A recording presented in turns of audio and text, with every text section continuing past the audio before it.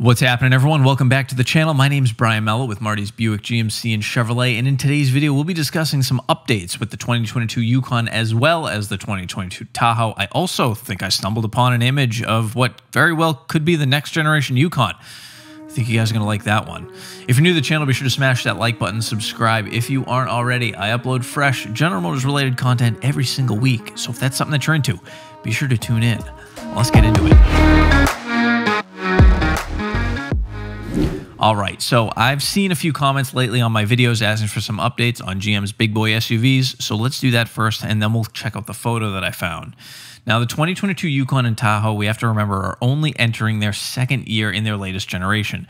So although there's not a ton of changes being made, there are a few updates that I think you should know about, the first of which being a standard 12.3-inch digital instrument cluster on the Yukon. The new digital instrument cluster may look familiar to some of you because it's the same one, of course, that we saw during first the 2022 Silverado reveal and then again during the 2022 Sierra reveal. I think this is one of those much-needed enhancements to GM's big boy SUVs, so I'm really glad to see that they pulled the trigger on it. One thing to note, if you're a Chevy customer, you're going for that Tahoe, keep in mind that the Tahoe or the Suburban will only have the 12.3-inch digital instrument cluster on LT trims and above. So if for some reason that's one of those like must-have features, you're going to have to go LT or above. Now, in addition to the digital instrument cluster, the SUV's infotainment systems will now play host to a slew of features from Google, including Google Assistant, Google Maps, and Google Play built right in. And when I say built in, I mean you won't actually need a cell phone to plug in and connect in order for these features to work. However, if you're an iPhone user, don't stress out. Apple CarPlay is, of course, still a standard feature, as well as Android Auto right across the board. Now, the coolest part of this Google update, in my opinion, is the Google Assistant, because you'll actually be able to control many vehicle functions like navigation, your audio volume, your heat, your AC, all with just simple voice commands, like turn the volume down. Hey, Google, change the radio station. Hey, Google, drive me to Dunkin' Donuts, things like that. You're also going to get a physical camera button now. This was actually a really common complaint with the current generation SUVs. Might sound funny to those who haven't been driving one, but currently the only way to enable the camera system, whether it be, it's the surround vision or you're just trying to turn on your rear camera, is through the infotainment systems. And that would be fine normally. However, there's a bunch of screens that you may be into in your infotainment system where you can't just get right to the camera easily. So like maybe your navigation's up, or maybe you're in your music display, or whatever the case may be. It's, it makes it so it's not a quick action. So by adding a new physical button, drivers can enable the system much more quickly when needed. So that's a nice little safety feature to have. Another safety feature is buckle to drive. I know some people are going to hate this, but you just bear with me. It's a new safety feature. It'll be coming standard across the lineup, and Buckle to Drive is a system that attempts to get more drivers to use their seatbelts by preventing the vehicle to being shifted out of park until the drivers fasten their seatbelt.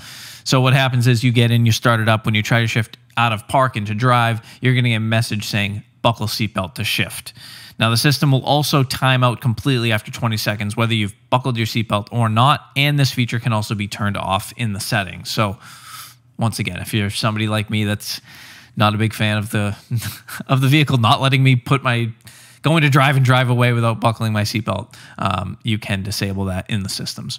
We've also got some new options when it comes to powertrains. We've got the 6.2-liter V8 available now in the RST Z71 as well as the Premier, which is great news, as the lack of the 6.2 option was once again also a common customer concern, especially when you think like the RST, that's a trim level. I mean, I guess even the Z71, everything should just have the 6.2, right? Am I the only one?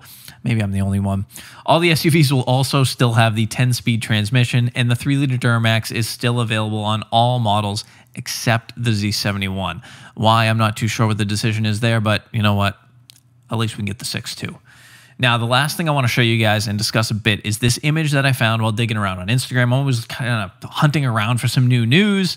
And although this sketch, now that I've dug around a little more, has been posted by General Motors Design in the past, I found it on this page here. And this is Sharon Gotchi. Hopefully I'm probably butchering your name, Sharon. I'm sorry. And it was posted on October 1st. She posted this Yukon sketch along with a caption that read, "Today I changed positions to lead the creative design studios for Global Buick, GMC, and Hummer. I'm very excited by this opportunity to work with an amazing group of talented creatives as they shape the future of our products and brands. Looking forward to this chapter. This sketch by Thomas Bergeron. Now, I'm not sure about you guys, but doesn't this front-end styling look a lot more like the Refresh Sierra to you? I mean, look at the angle of the signature LED lighting, obviously being the main focal point to me. It looks like this could very well, it incorporates a lot of that new GMC feel. And with the hundreds of GM designs that Sharon could have posted, I like to think there's a reason this one was at the top of her mind.